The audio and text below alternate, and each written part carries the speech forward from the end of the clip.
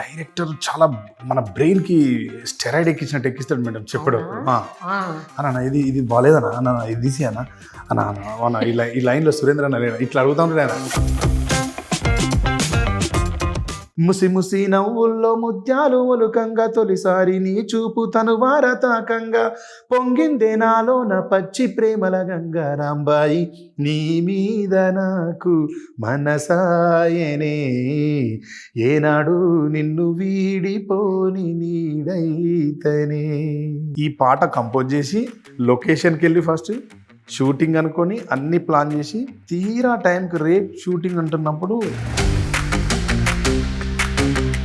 సినిమాలకు పని చేయాలనుకుంటే సినిమా వాళ్ళు వెంబడే ఉండాలి మేడం, మనం వేరే వైపు పోవద్దు. రాహుల్ మోపిదేవి గారు ఆయన ఆఫీస్లో నన్ను కూర్చోబెట్టి రాయించింది మేడం.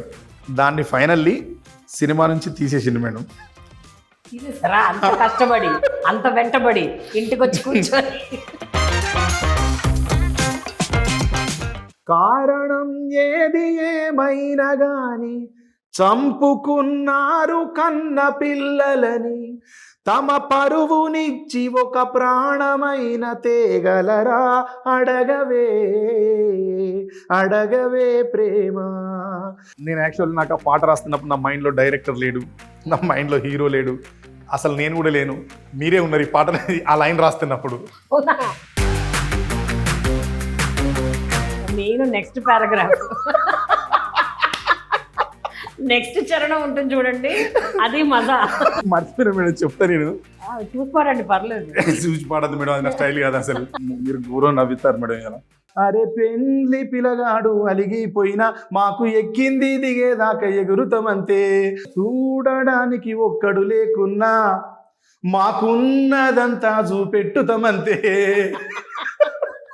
బ్రతుకు ఉంటుందని తెలుసు, చావు ఉంటుందని తెలుసు, చావులో బ్రతకడమన్నది ప్రేమికులకే తెలుసు.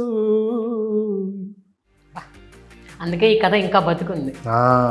ఈ కథ ఎంత బాగా చెప్పింది మేడం.